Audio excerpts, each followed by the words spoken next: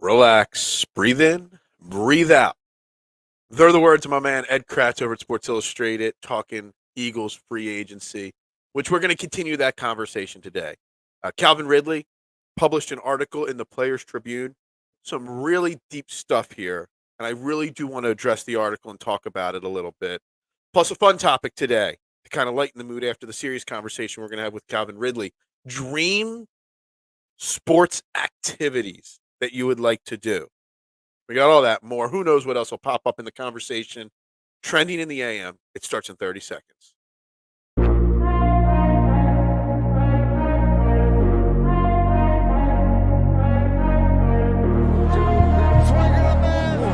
gets around in front.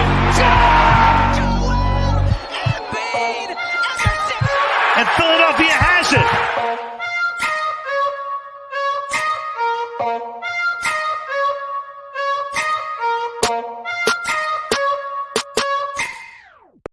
What's up, everybody? Good morning and welcome to Trending in the AM right here on DSM Media.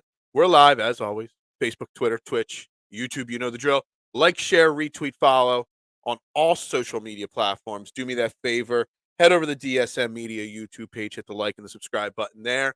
Turn notifications on so you do not miss a moment of the action when we go live here on DSM Media. I'm a little slow moving all the share buttons and all the clicks on my end out there. Sorry. Make sure if you want to get interactive with today's show, the best place to do that is on the DSM Media YouTube page. You can also do it on the Facebook page as well if you want your comments heard, as we're going to talk about this Calvin Ridley letter that he wrote to the Players Tribune, basically just clearing his mind, clearing his thoughts, letting everybody know really what was going on in his life and in his situation. It was a very, very deep letter. So we are going to tackle that a little bit this morning. We're going to talk more Eagles free agency as well as we inch every day a little closer to the doom and gloom. You know, as Brendan Deek said on his Twitter page, the Super Bowl was just 24 days ago, and it's doom and gloom already. So we're going to talk that as well. And then, of course, like I said, this week is the Players Championship, TPC Sawgrass, the fifth major on the golf tour. Yes, I'm a golf guy. Obviously, you don't have to be a golf guy or golf person to know what TPC Sawgrass is, the famous island green. And it got me thinking, what's your dream scenario? I would love. I don't need to play Sawgrass. I just want to play the 17th. I just want to take a bucket of balls and take aim at the island green on 17 and see how many times I can hit it. So it got me thinking about dream sports scenarios or not scenarios, activities, things you would just dream realistically or not to do. And so I got a lot of interesting comments on Twitter about what people would like to do. Dive into a few of the ones that I want to dive into or would want to do as well. But let's get started today. Let's get started with the conversation. Before we do Eagles free agency, I think we're going to start right away with this letter and this Calvin Ridley piece here. It's deep, guys, and I'm gonna forewarn you here. Having these deep conversations, it's not my specialty. This is where your comments in the comment section will help. This is where, you know, I'm just going to let my raw emotions. I'm just going to talk about what I read and what I think. I am no expert on anxiety, depression, stress. If you need help, you reach out, you find somebody to talk to. It's very important. But if you haven't read this Calvin Ridley article, I'm going to read clips from it as we talk about it. But the Players Tribune is a great website where athletes get to write and talk about things that they're feeling in sports, in life, everything. And we've seen players announce their retirements through it. We've seen emotional letters like this one from Calvin Ridley. I genuinely beg you to go read this Calvin Ridley article. And so let's start. Let's start with the beginning of it here. Obviously, Calvin Ridley was suspended for a full season for gambling on football. It is what it is. And let me quote his first line. The second line. The first line is, to the football world, let me explain it, and everyone who loves the game, let me explain. I bleeped up. I am not here to sugarcoat anything. In 2021, I made the worst mistake of my life by gambling on football. That's how he opens the article up, or the letter. I keep calling it an article, but it's more of a letter. It's more of a, from his heart kind of writing here. And let's not sugarcoat anything. And I know when it all happened, we were doing weekly shows then. We weren't doing the morning show every day. At least I don't believe I was yet.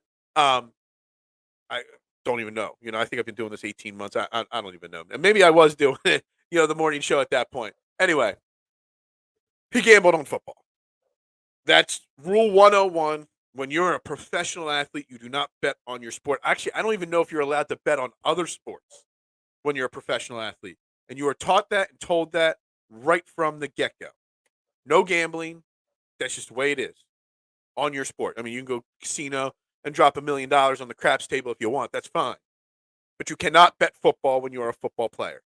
And I know when the suspension came down last year, and it was for a full year, I know we had this conversation on this show a whole bunch about how the NFL has this awful, how they dish out penalties for different, in things that happen in life, domestic abuse, drugs, gambling, and people were constantly coming, on the comments section here or all over social media saying, well, gambling on football is not as egregious as, beating up your woman. And I get that. But we see that sports takes gambling very seriously on their sports. And it is an example that you had to make.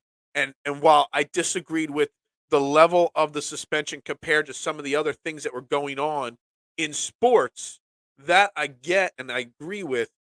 But a full year suspension for doing this for your first time, I think that was a very fair punishment. Just some of the other punishments for other things need to be more severe. So I want to get that out of the way. Obviously, what he did was wrong. He knows it was wrong, and that's fine.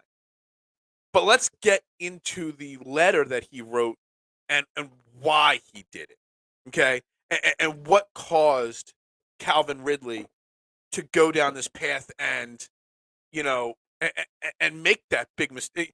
Like he said, I paid the price. Believe me, I've seen all the jokes. I've seen all the hate, and I could shoulder all of that, no problem. All I want is for people to understand when I made those bets, there was a hell of a lot more going on. And I think that's what we need to understand. What got him to the point where he was so, not himself. So, a very, obviously, if you read this letter, you see he's a very intelligent, very smart man. What got him to the point that he made this kind of a mistake? So let's go through this article a little bit, paragraph by paragraph. This is hard for a dude like me to talk about, but I want to be real with everybody. Back then, I was depressed, battling anxiety. I didn't even want to leave my house. Football was the only thing that gave me life, and I couldn't even find joy in that at the time. I couldn't get out of my chair in in the living room. Everything was just dark. And this is the crux of this story here is that that's an anxiety depression based story. This is what he's been battling for a long time. And I shared this article on Twitter, and I had a little conversation with a few different people in this. And my man, the in the alley podcast, baseball podcast, he summed it up pretty well here in a comment to me on Twitter. It's a great article and read. It takes a lot for men to open up, especially pro athletes. Now, first and foremost, as I told him, it takes a lot for anybody, male or female, to open up about anxiety and depression. It really does. But he's right. He says average ass people, and the trolls don't think pro athletes are human beings, and the first thing they have struggles. They have struggles just like everybody else, and it's very, very tough, very tough for these pro football. Football for what it is. It's still a very macho driven, macho man kind of industry and sport, and it's so hard for these players to open up. You know, it, Lane Johnson. We dealt with it here in Philly 2 years ago. Needed to take time away from the team because he was dealing with mental issues. You could go back in time, and I meant to look it up, and I forgot his name. Forgot to look up his name. But the bullying situation with the Dolphins years ago, Richie Incognito and a bunch of players on the Dolphins bullying that other offensive lineman to the point where he had to step away from football. These players and the bullying situation, that player didn't know how to handle the situation. And then it got to the point where he was being bullied to a point where he needed to leave football.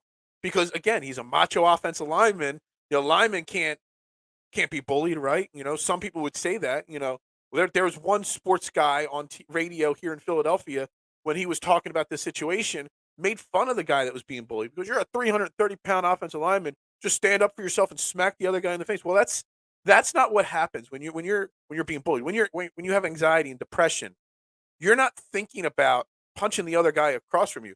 You're fearful. Your world is crumbling around you, and these guys don't know how to open up about it because they're not allowed to open up about it because we have this preconceived notion that football players are so macho that they're tough and they're stronger than everybody else. So this letter from Calvin Ridley, really, really dives deep into what this is, and that players deal with this. And let me read some more lines from this article. Where was I when I last think he didn't want to get off his living room chair. Everything was just dark. Okay, it started with my body breaking down. Hardly anybody knows this, but he played the 2020 season. Remember that 1,300-yard, 9-touchdown season on a broken foot. He was killing it with one foot. He played through bone spurs his first 2 years, just gritted through it with painkillers. In the third year, the wheels came off when he broke his foot. But then he goes on to say he had an MRI, and the trainer at the Falcons told him it was a bone bruise and he could keep pushing through it. So he took Toradol shots every Sunday. I'm guessing that's a painkiller. And he finished the season. He's a football player. He knows it was his decision. It's what he gets paid for. It was just a bruise. He's going to go out there and tough it out. Well, you got a guy on a. So hold on. Before I continue, let me just read the next line of it. He finished 4-12. The whole staff got fired. The coach, GM, everybody. Then the new trainer came in and sent him right away to a specialist. And within an hour, they said your foot has been broken this whole time, and he's been playing on a broken foot. Now it's 2 months before the season, and he's got to rehab a broken foot. Excuse me. So let's first, before we even talk about the anxiety and the painkillers and everything else, let's just talk about the fact that a professional football team's training staff misdiagnosed a broken foot as a bone bruise. Now, I'm not accusing anybody of anything, but if you haven't watched Any Given Sunday, that football movie with Al Pacino and Stephen Willie Beeman, and everybody knows that. Cameron Diaz. I mean, it was a really interesting movie. But anyway, it really dives deep into the whole football player and pushing through injuries thing and shooting up with painkillers. And a lot of the training staffs in the movie were kind of taught and told you kind of got to sugarcoat things and just get the players. They're just your foot soldiers. You got to get them back out on the field. They're not human beings. They're just pawns in the big game of football, which is a multi-billion-dollar industry. Now, I'm not accusing the Falcons training staff of doing this purposely, but a bone bruise and a broken foot, there's a big difference there. And you just got a guy, I don't want to say he was hooked on painkillers, but he clearly says in the article, let's just keep shooting up with more pills and shots. Get through it. Get through it to get to the next day, because that's what football players do. They tough it out when they can. And you would think in this day and age that NFL franchises don't sugarcoat things like that. You would think in this day and age that you wouldn't just kind of egg a player on to kind of play through the injury. It just shouldn't happen. It just shouldn't. So that there, is crazy. And he goes on. He was devastated 2 months before the next season, and now he's got a broken foot to rehab. He was the number one guy because Julio was gone. People never think about that aspect. Players are the number 2 or number 3. All of a sudden, they become number 1. The stress that comes out of that, of being bumped up into the limelight, the pressure that puts on you. And now you're telling me I've got all this pressure. We were a bad team. I'm now the number 1 guy on this new team. And now I got a broken foot to rehab 2 months before the season starts. Okay. And then he goes on to say, he couldn't plant without painkillers. You get trapped in a cycle where it's like, if you take this pill, you can run. After practice, though, he goes on to say, once the painkillers weigh off, you still have to go home, be a husband, a father. His kid, his daughter doesn't care. She's 2. She wants to run up and play and bake cookies, he says, and do this. And, he's coming home from work as a broken man. and all he could do is lie around in a dark room because the pressure and the anxiety and the stress, it's just wearing on him so much. Look, on a side note, if you read this letter, from top to bottom, straight through, and I've done it, I've read this letter 3 times. To me, it's a miracle that Calvin Ridley is still with us today. Because the anxiety and stress that he was dealing with, this letter is almost like what you would see lying next to somebody that, commits suicide. Like, honestly, and it breaks my heart to see that, but I'm actually happy that he was able to find the help to get through this, come out the other side a better person. But man, we take our athletes for granted. We take what they put their body through because they make millions of dollars. We talk about, well, Jalen Hurts get $50 million a year, $60 million a year. Lamar Jackson, what's going on with his contract? We make fun of Daniel Jones because the Giants paid him $40 million. We take this stuff for granted, but these people are human beings with emotions, with anxiety, stress. They deal with the same things we deal with on a daily basis, but we take it for granted. We really do. And when I've read this article, and 3 times now I've read this article, and 3 times I thought to myself, reading some of these paragraphs in this article, how is he still with us as a human being, Calvin Ridley? And it broke my heart because, these are the kind of letters you read from people that just can't take it anymore in the world. And if you ever are feeling like that, there are places that can help. Reach out. I know it's hard. Even if you anonymously ask for help, people will be there. Hell, my DMs are open if you ever need help. Just as an ear to listen to, please. But anyway, he goes on to say that he knew the anxiety really started then, and he knew something was off, and he didn't want to let anybody down. And that's the problem. That's the feeling people have. They don't want to let people down. He said his plan was to play another season, pills, shots, whatever it took, do his job, grit it out, and he suited up. Week 1 of the 2021 season. After the game, he drove home with his wife and daughter, and they pulled into his neighborhood, and he pulled up to his house, and police cars were everywhere because his house was broken into. Physical stuff was stolen, but the security footage of, guys with guns rampaging through his house, and knowing that his wife and child were there, it traumatized him. It traumatized his family, but it traumatized him as well. And that is when the weight of the world really, really came crashing down on him. He couldn't take it anymore. He said the weight on his chest. And I know what he's talking about. I mean, we all, I shouldn't say we all, but people have felt this before in life, and I have as well. He just came into the facility and knew he wasn't himself. And his team could tell that. And they were getting ready to go for a trip to play in London, and he just couldn't leave, and that's when he asked for time off. Okay? He didn't want to badmouth anybody, but he just needed to be time and get the help he needed. And he did it. He went to to an actual therapist and started talking immediately about the way he was feeling. He started to learn, how to cope and how to handle these things. And smart for him. He's obviously a very smart man to know that he needed help and to get it before it got even worse. It was already at a really bad part. He was already in a bad stage of his mental health right there. But he knew he needed help, and he went and he got the help. He learned. He tried to figure out what the causes were, how to cope, how to handle these things so he could be a better person, a better father, a better husband, a better teammate, a better friend, better everything. And that's why, but see, the thing is, again, we take these players for granted, and it is football more so than any other sport. It's such a macho sport.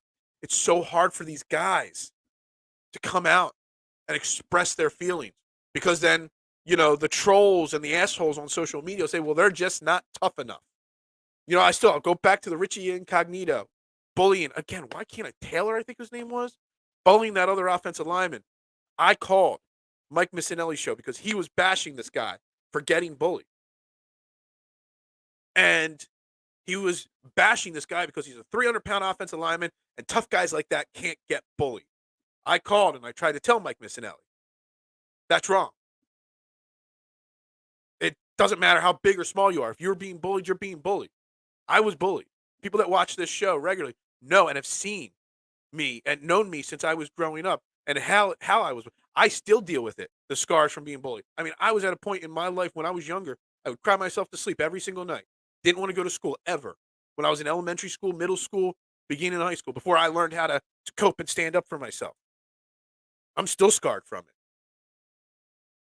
And to say that somebody can't be bullied, but see, the thing is, and the point of what I'm bringing that situation up for is that these players have this, like, I was just a high school and an elementary school kid. That's all I was. But the macho-ness that you are as a football player means you can't be bullied. You can't have anxiety. You can't be stressed out. You got to tough it out. If your leg is dangling by one blood vessel, sew it back on. Glue it back together. What was it? Was it Ronnie Lott that back in the 80s had his finger amputated and got back out there, for the second half of a football game because he didn't want to miss time? That macho man attitude does not have to be the way we perceive our athletes and our football players anymore. They are human beings. They are taken for granted. We love football every single week. Hell, there is no off-season football. As soon as the Super Bowl's over, we're talking about the next season already. And I mean, it's a long, drawn-out thing, football anymore. So, but we take them for granted. We really do. I mean, and this article goes into his youth, him going into the foster system, his father being deported, his mom going away to jail, and some of these things that shaped him, as a kid. He says he was mentally as strong as could be, but everybody sometimes needs a little break. So everybody has their breaking point, and football was his outlet, playing football. And you know what? He took that away because he needed a break mentally. Now he had no idea what to do with himself. So he saw a commercial for some gambling app. It doesn't even say which one he used. He deposited $1,500 and he was going to bet basketball. Then he made the biggest mistake of his life. Added a couple football games to his parlay. Then put a couple $100 on the Falcons to win a game. He had been away from the team for over a month at this point when this happened. Again, he says again for the 14th time, not an excuse. He knows what he did was wrong. He probably knew at the time he was doing it was wrong, but just didn't care at that moment. So he did what he did. He learned from his mistake. And he learned to get help from it and everything. He talks about, his mom Googling, and seeing his name all over the place and stuff like that. And just imagine if you've got stress and anxiety, you make a mistake like this, then all of a sudden your entire family starts to see your name and all the trolls and all the hate and all the comments. Just imagine the weight that on top of everything else puts on top of you when the world's crashing down and you're going to throw more on top of it. But he was lucky. Again, like I said, well, here's a great line. When you're depressed, you're not thinking about anything in the future. You're just trying to get through the day. I mean, that rings home. It does. And again, I'm not really good at talking about my emotions and feelings. I know that. But that right there, that line in this letter, when you're depressed, you're not thinking about anything in the future. You're just trying to get through the day. Mistakes happen when you live like that. And he made one. He talks about getting the phone call. So then he basically closes up this piece talking about, thanking the Jaguars for having faith in him, bringing him in. He guarantees he's going to do everything he can at 1,400 yards with Trevor Lawrence. And, he sounds like a fixed man. He's never going to be fully fixed. When you deal with this, it's a constant battle through life. You learn to cope. You learn to handle it. He knows, he closes it. I know I have to pay back to the game but when you'll talk about the name Calvin Ridley in 10, 20, 30 years, I'm going to make sure it rings out for the right reasons. He sounds like he's in a great place right now. He really does. And like I said, I am happy that he is. But we really, really need to think about the pressure that these athletes that are under. Look, I've talked about it before, with the steroid situation. Alex Rodriguez talked about that. Why did he do steroids the first time in Texas? And he said the pressure, the stress, the anxiety. I'm a 20-whatever-year-old young man. I just signed for $250 million. And I hit like 220 or 230 the first month of the season. The weight of the world was crumbling down. Somebody says, hey, take this shot. You'll be better. Takes the shot. He's better. we don't ever think about when we're watching and we're cheering on these players, we don't ever think about what's going on up here with them. We don't ever think about what's going on off the field with them. And, when we talk, when we trash, that's why I try so much harder now every day to be positive on this show. No negativity, no trolling, no bashing people. Yeah, I might call out Chris Sims for a bad ranking or Dan Sileo again, saying that Jalen Hurts will never win a Super Bowl if he's paid $50 million. That was his silliest comment, this morning. We never think about what, we say on social media or on podcasts or on videos or TikToks, what that does to the fans.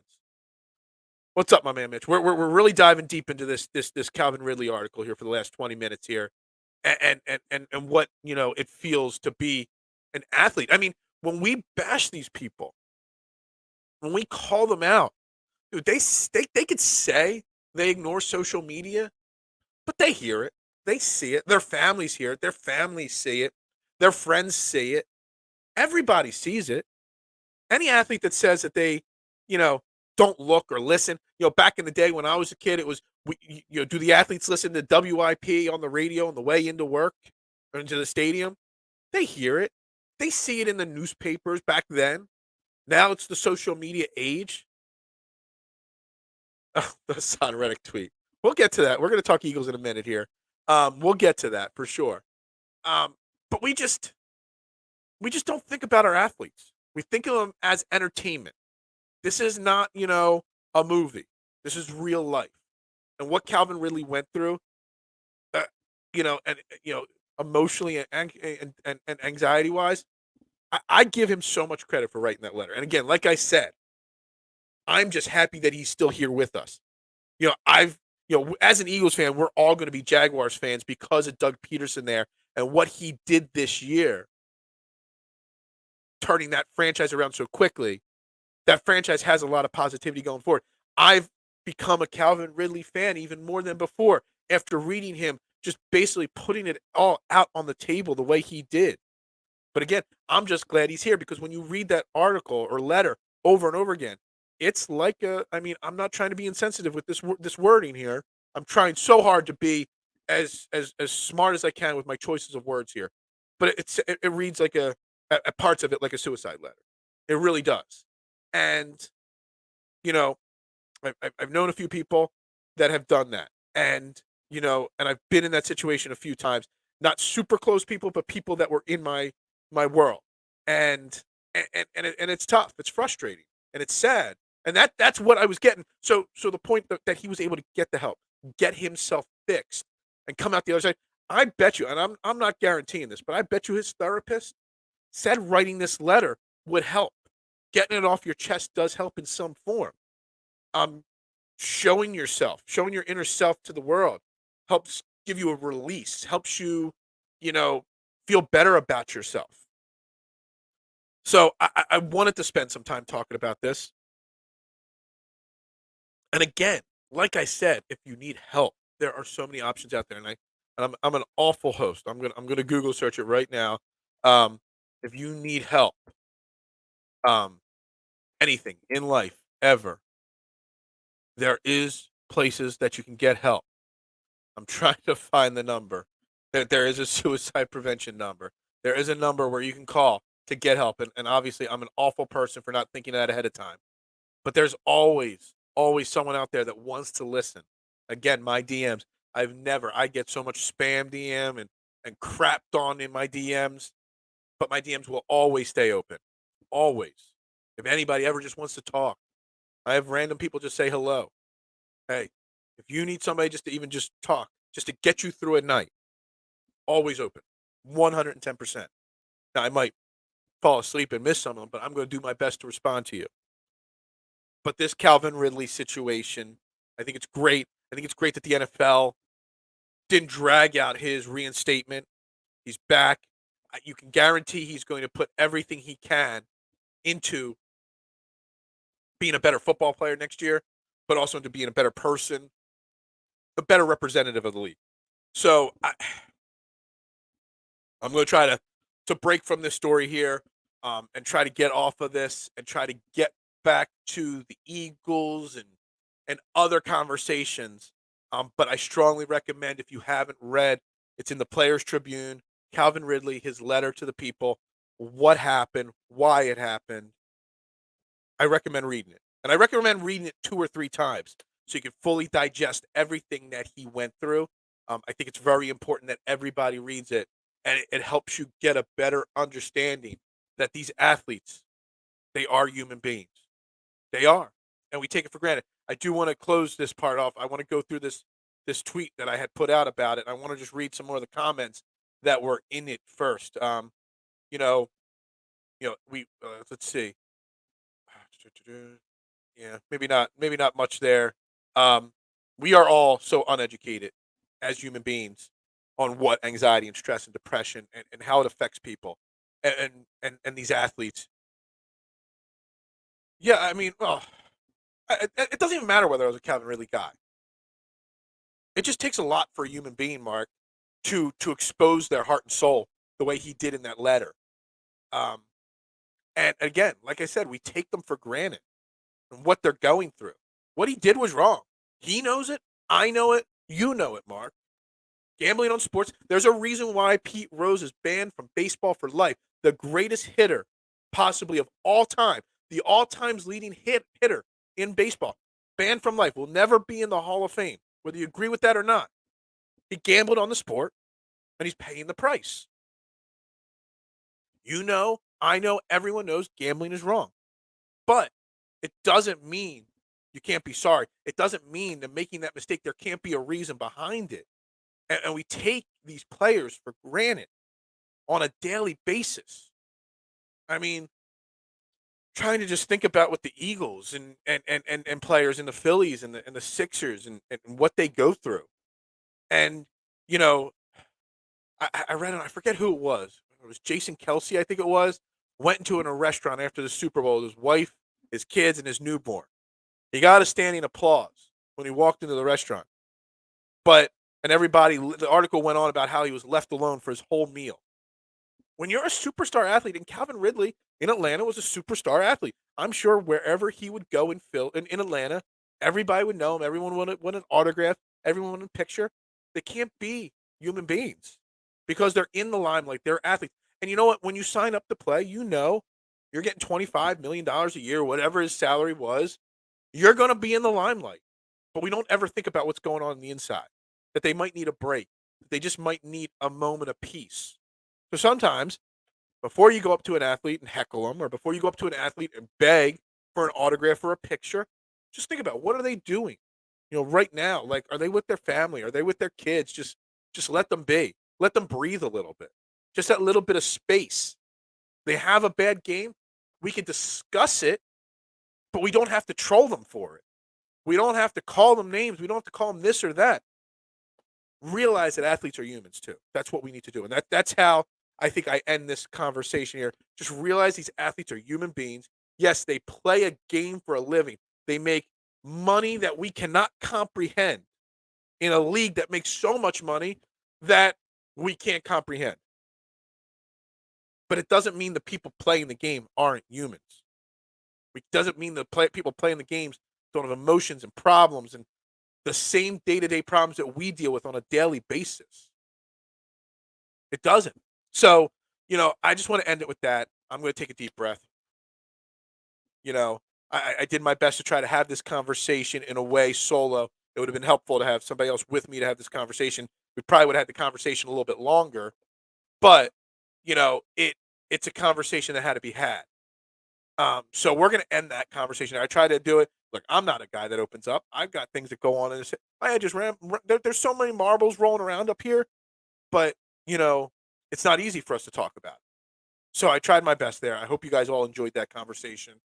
Again, if you need help, there's always somebody that's willing to help. There's so many options out there. Please get the help. Don't let it snowball to a point where you can't, where you're too far beyond help and you let it get out of hand. All right. So let's move on to our Eagles. The Hassan Reddick tweet. Do we even want to get into the Hassan Reddick tweet, Mitch? Let me pull the Hassan Reddick tweet up here. I wouldn't even quote tweet it. Some dude, I'm not even going to say his name, put out a tweet yesterday. So I snapshot it so he wouldn't get any more clicks and views on it. And that's on social media, guys, if you don't want somebody to get if you don't want somebody to get more attention, don't quote tweet them. Snap a shot photo of it and black out their name if you have to. Hassan Reddick is a prime example of why you don't hype up a good player to an elite player. I don't ever want to hear anyone ever say he is the same tier as Nick Bosa or Micah Parsons when is nowhere close to their talent. He is good, not elite. Oh, you're an idiot. That's basically my response. Again, I just said I wasn't going to talk like that. But that's a troll comment. That's a troll type comment right there. You're saying that to get credit. He goes on in the thing to talk about how, it's a kid. Is it? I don't know. I've never seen the name. I've never seen the account. I don't know anything about the person. It just came around because so many people were quote tweeting them, Mitch. That's the thing. If you don't want those kind of people to get attention, stop quote tweeting them. Not you, everybody is what I'm saying. People arguing. He's saying, well, Micah, at least he goes on to explain because Hassan Reddick did not have a sack in the Super Bowl, he's not elite. First off, Micah Parsons did not play in the Super Bowl. Secondly, Nick Bosa did not. So first and foremost, let's get that out of the way. He's 15. So he's a 15-year-old trying to make himself famous before he's 16. Maybe mom should give him a little bit screen time, time out. Maybe that's what needs to happen. But I don't even want to get into it, Mitch, anymore because we know, even now knowing he's a kid, now knowing he's so young, we know even more that it's not necessary. It's just a kid trying to get famous, internet famous, with a stupid comment. It just is. But then you got people like Dan Silly, making more comments about Jalen Hurts. He did a live video, I guess, from vacation this morning, late last night, whatever. I don't know when it was. Talking about this insane money that Geno Smith, Derek Carr, Daniel Jones gets. But then he loops Jalen Hurts into the same conversation, saying these guys, anybody that you pay, these guys $40, $50 million, you're not going to win a Super Bowl. What do we need to do? I'm going to go back. I'm going to say that, and then I'm going to link it with reading Ed Kratz's article from, I don't know, when did he publish this article? Last night or this morning? It doesn't even say when. It was 14 hours ago, so it was last night published. That, in the article, it says, we just played in the Super Bowl 24 days ago. Well, it was yesterday, so 25 days ago. Do we not realize that? It was just the Super Bowl. We're not even a month removed. And we're already crushing this team. We're already crushing this organization that we're going to suck next year. First and foremost, yes, a lot of money given out to Geno Smith, Daniel Jones, Derek Carr. Yes, we know that. It's a quarterback-driven league. Teams are always going to pay their quarterback. $40 million is an average price for an average quarterback now. $30, $40 million. We have to accept that. It's just the way it is.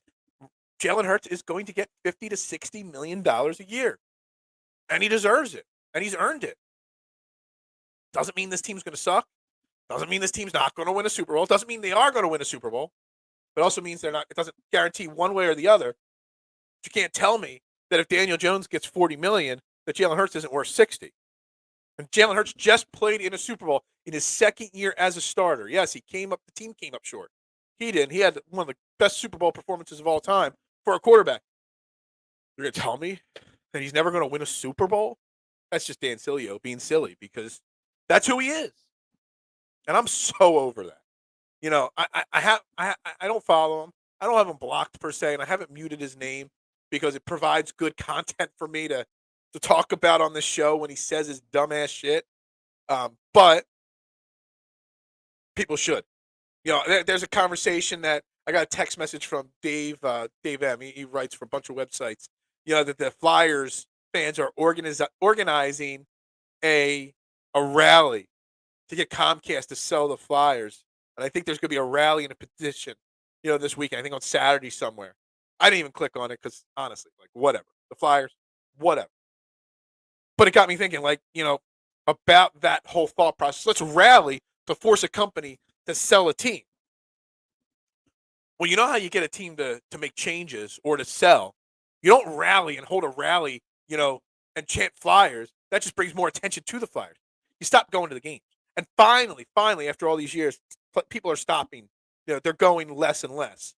But there's a lot of people still going. People are still tuning in on TV. people are still talking about the Flyers. It was like 2 weeks ago they were red hot again and they'd gotten back to 500 and everyone's talking about the Flyers. The way you stop talking about the Flyers or the way you get change on the Flyers is to stop talking, stop buying. Yeah, let's rally. Let's stop going to the game. Stop buying the merch. Well, the same thing applies to Dan Sileo. He's on that Jacob Media, network that I thought was going to be this good network. They just became no different than WIP and the Fanatic. It's more clickbait, dumbass comments.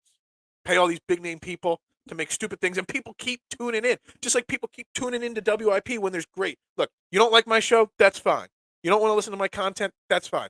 But there's 100 people like me doing it out there, putting passion and having real conversations, accepting real people's opinions and discussing them instead of crushing them. The last time I called the WIP, I said it earlier, the last time I called WIP is when it was about the Richie Incognito bullying situation. And I said my opinion. Instead of having a conversation, I got laughed at and bashed and bullied and hung up on. And that's the problem. People gravitate towards that stuff. Well, if you want change, if you don't want Dan Sileo having an audience or having a platform, stop listening. Stop quote tweeting.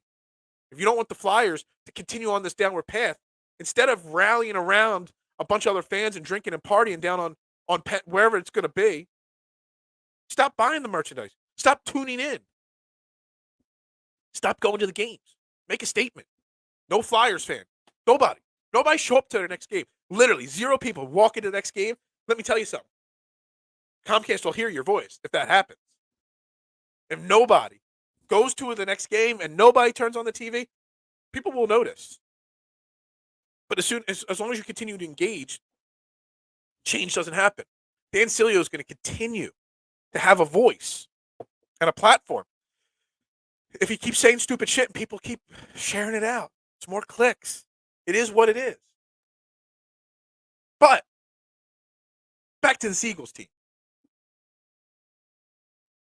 And this article from Ed Kratz, Sports Illustrated. Again, Ed Kratz is one of those guys. He's been on the show a couple times. I love the guy. I mean, he puts some really, really. He's more like me than Dan Sileo, obviously. He takes a big picture, deep breath. It's realistic. And he starts his article yesterday off with inhale, exhale, deeper. Inhale, exhale. Basically, breathe, guys. The Eagles are not in as bad a shape as we think. Yes, there is the doom and gloom possibility that Javon Hargrave, James Bradbury, and Chauncey Gardner-Johnson are all gone. But does that mean that we're going to have a bad offseason? Think about it this way, guys. What's today's date? March 9th. Free agency starts next Wednesday. What's that, the 15th or whatever? Last year on March 15th, or whatever day free agency started last year, did the Eagles have a Super Bowl potential roster on March 15th last year? It's a simple answer, no. We are in a very good spot. We have probably more cap space than people realize. We're about 14, 15 million right now, but then with the restructures, it'll get into the 20s, whatever. Just think about it. James Bradbury wasn't signed till a month into free agency. Chauncey Gardner-Johnson wasn't brought in here till 2 weeks before the season started, mid-August, late August. The draft, everybody was doom and gloom last year that the draft and Howie Roseman can't draft, and he goes out and gets Jordan Davis, Nakobe Dean, all these guys. And I was like, oh my God, we just got Nakobe Dean steal of the draft from Howie Roseman in the 3rd round. Now everyone's like, well, Nakobe Dean can't play now. Guys, relax. Free agency, the off season, is a marathon, not a sprint, a marathon. It takes months of putting pieces together, see where the dominoes fall. Let the other teams overreact, overpay, jump the gun. And let the Eagles and Howie, there's a difference between chess and checkers. Some people can play checkers, but most people can play checkers. Not everybody can play chess. Not everybody can play chess successfully. One of my employees, learned that, just because I got a beard and tattoos, he brought a chessboard into work one day because he didn't think I knew how to play. And then I whooped his ass in a game of chess. Deceptive looking here, I was on the chess team at one point. Howie plays chess. People got to be patient and realize that. people got to be patient and realize that Howie Roseman is not going to overreact to the fan base. We talk about it with the Calvin Ridley situation and athletes seeing these things and everything going on social media and it affects him. Howie Roseman's a robot. He sees all this, doesn't affect him one bit. Maybe it does actually, deep down inside, but it doesn't let him influence his decisions on running this team. People are overreacting because we might lose Chauncey Gardner-Johnson, which first and foremost, not franchise tagging him. Either A, his request for a contract is so high, or B, there's still a chance he signs here. I mean, I don't understand why people are just writing it off that he's automatically gone. It was said to be from Howie Roseman that he was going to be one of his number one targets this offseason. And we're still how far away? So it's not over there. Oh, he got an extension last year, I think, didn't he? I don't know. He's going to get more. Howie Roseman ain't going anywhere anytime soon. No way. Depends on also, though, how the day he gets the extension, what happened the day before. Not what happened the last 3 years, but what happened the day before, how people will react. But anyway, Chauncey Gardner-Johnson, let's think about this. Everybody's overreacting because we might lose him. It's not a locked-in-stone thing. Chauncey Gardner-Johnson was another guy on nobody. I bet you 50% of Eagles fans didn't even know who Chauncey Gardner-Johnson was when we traded for him last year. I couldn't say his name at first. I had to practice saying his name on this show. We traded for him because he was a cornerback that wanted to be a safety. And he played well last year. He played, I think, 12 of the 17 games because of his lacerated kidney. Howie Roseman, James Bradbury was a cast-off, somebody that was cut for to save money. You got the June 1st. A lot of people get cut before June 1st and before free agency. Then there's other people that have to get cut after June 1st. I think James Bradbury was cut after June 1st, and that's why we got him so late in free agency. Howie Roseman's gone. Steven Nelson and James Bradbury, 1-year prove-it deal guys. He finds these guys. To think that next year we're going to go into the season with Darius Slay, Zach McPherson, and Vontae Maddox and Reed Blankenship, and that's it in our secondary, that's doing Howie Roseman a disservice. That's assuming Howie Roseman doesn't know what he's doing, but he's done it every year. He's found these guys because he's plotting. He's got one of those charts with the strings all pointed towards one thing, a Super Bowl. That's if I do this and then this and then this and then crisscross this and that. Dude, it's a puzzle. And overreaction to these things, it's insane. And that's on top of the fact, or beside the fact that we still have Jalen Hurts, A.J. Brown, Devontae Smith, Dallas Goedert, all on offense with one of the best offensive lines in football. And the longer this Jason Kelce not making a decision goes on, the more likely your Hall of Fame center, who's still one of the best in the league at 36 years old or 35 years old, is probably coming back. Which means when you lose Isaac Seumalo, you could slide Cam Jurgens over into his spot on guard, and you still have one of the best lines in football. Now you got to figure out depth and stuff like that, but whatever. So you're worried about 3 guys on defense probably leaving, maybe leaving, possibly leaving. But you're not thinking about the fact that this team is still you're talking about 3 guys on a Super Bowl team that you're worried about losing. 3 guys. You're telling me that you don't think Howie Roseman can properly replace 3 guys? Seriously. Where's the faith in the guy? Where's the faith in a guy that has now built 2 Super Bowl appearing teams in a 5-year span? One Super Bowl, lost the other Super Bowl. Where's the faith? Relax. It's not a sprint. It's a marathon. It's chess. It's not checkers. This is not a one-step thing. Do not freak out. Do not. It's okay, guys. It's okay. I'm going to pause on the Eagles talk. We'll pick the Eagles back up a little bit more tomorrow. I want to continue to talk about the quarterback situations around the league. Aaron Rodgers maybe going to the Jets. But I want to have some fun. We've had a very serious show here today, talking about this Calvin Ridley situation. So I want to bring some fun. And Mitch, maybe you get in on this conversation here in the comment section. Mark, if you're still watching, I know you put an answer on this.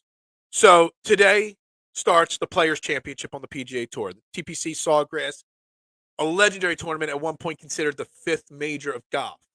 Now with all the elevated events and the changes to the PGA Tour, it doesn't have quite the same luster.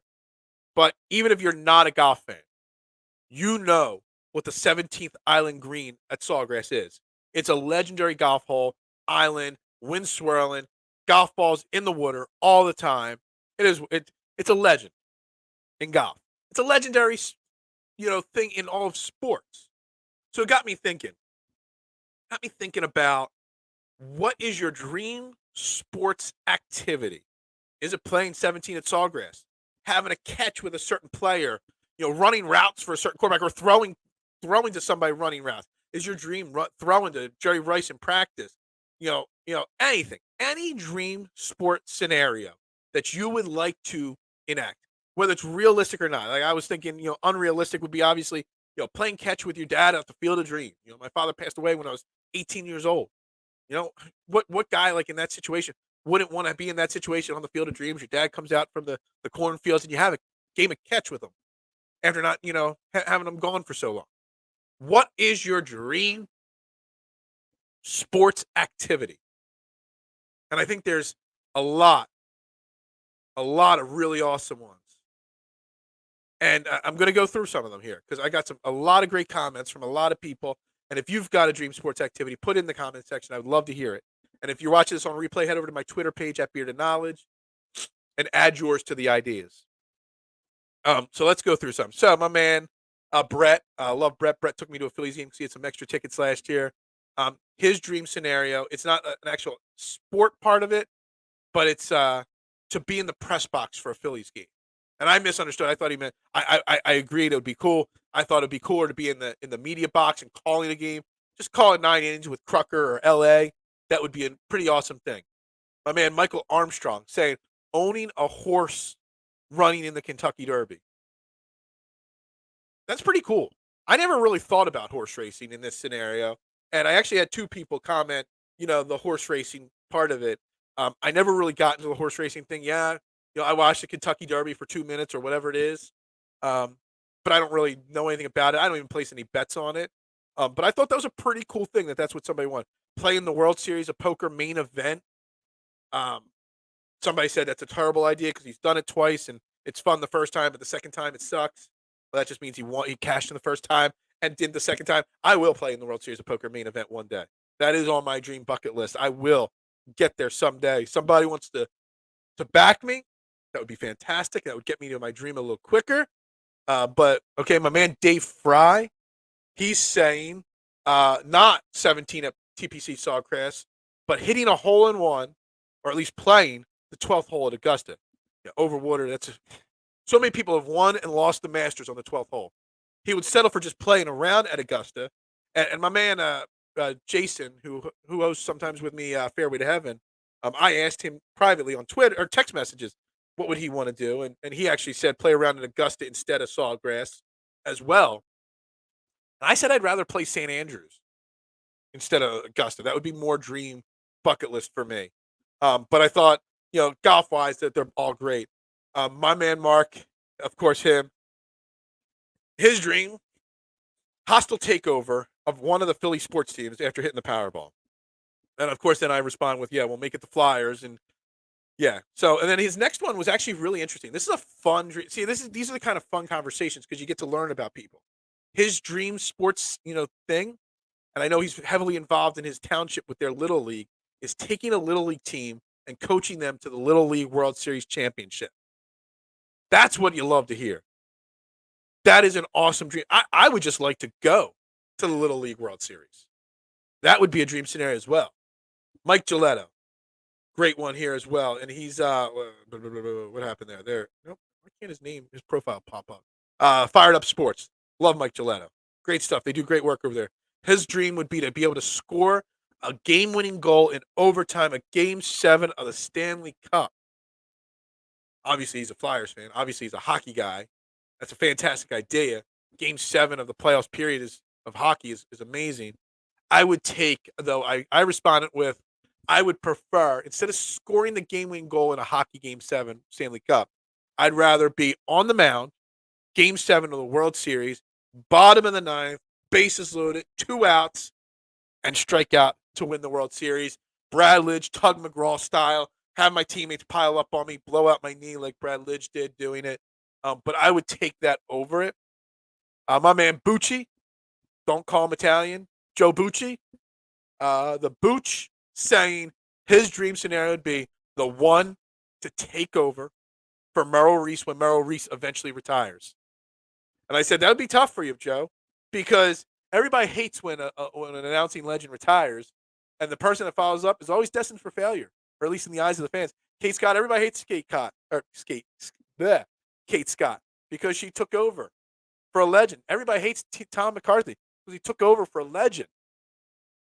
And they do damn good jobs for the most part. And so, Booch, if you take over for Merrill Reese, you're not going to be liked, no matter how good you are at it. But it'll be a pretty cool thing. Mike Barrera, host of the Dupe, I forget what his show's called, Across the Pitch, a union show. Great guy, Mike. Love him.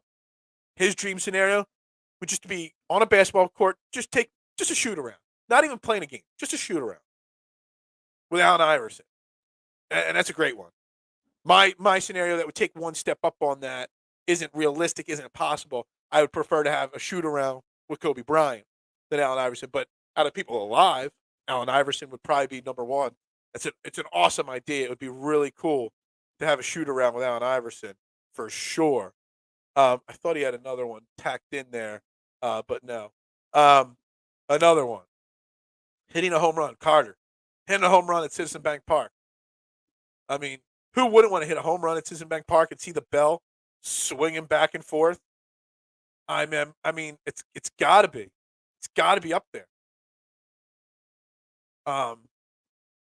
Winning a World Series with the Phillies as one of the pitchers, absolutely. But he says that's not realistic. So realistically speaking, this is Cameron on Twitter, just throwing out the first pitch at a World Series game. I think it's a good one. I would love to throw out the first pitch at a baseball game. Somebody know anybody that can make that happen? And if you were to throw out the first pitch at a baseball game, would you stand on the mound and try your best, which could end up in embarrassment? Or would you step off the mound and just kind of lob one in there just to get it to the catcher? I don't know. Tough guy me. Athlete me. Well, not athlete. I'm not an athlete. But wannabe athlete me would try to throw a nice little wicked knuckle curveball in there. And it would end up being like the Nelly or whoever 50 Cent first pitch that went 80 miles to the right. That would be a good one. Couple more. Playing around at Pebble Beach. My uncle has done that, actually. Played around at Pebble Beach. Win the Daytona 500? Hell, just driving the Daytona. I'm not even a NASCAR fan, but I know winning or even racing in the Daytona 500 would be a pretty awesome thing. Play a 2-on-2 pickup game with AI as his teammate. It's another AI. That would be fun. Own a professional baseball team. Yeah, absolutely. So I want to list a few more of mine. A few things here. So obviously 17th at Sawgrass, round of golf, St. Andrews. I would love to be on center court at Wimbledon. I don't even need to play a set. At first I thought I would love to play a set against young prime Andre Agassi. I was a tennis guy. I played on the tennis team briefly. I loved tennis growing up. But I grew up during the Pete Sampras, Andre Agassi rivalry. That female tennis at the time. You had 16-year-old Venus Williams. You had Monica Seles, Steffi Graf. I mean, tennis was big to me growing up. I loved it. And yes, the U.S. Open, it's more achievable to go to see it because it's only up in New York, Flushing Meadow.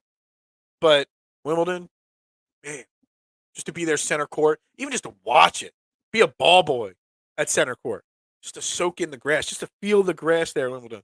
It has to be center court, though. I just want to feel that emotion and energy there. Although you have to dress in white, and white's not really my color. Throwing the first pitch. These are the things that really would hit for me. They really would. And I think they'd be really fun to do. So I think this is a fun conversation. Another one of those random things that when you have a serious conversation like we did about Calvin Ridley, it's good to have some lighter moments on the show. I didn't even get into the Josh Hart. If you haven't seen it, Josh Hart made statements after a game 2 nights ago, which I saw yesterday morning. And I wanted to address it. I didn't get to it, but it's what you want your athletes to sound like, the team guy and stuff like that. Asking about, I guess it was a tough loss for the Knicks or something like that. And he said, are you tired? from the back-to-back, and is that why you guys struggled?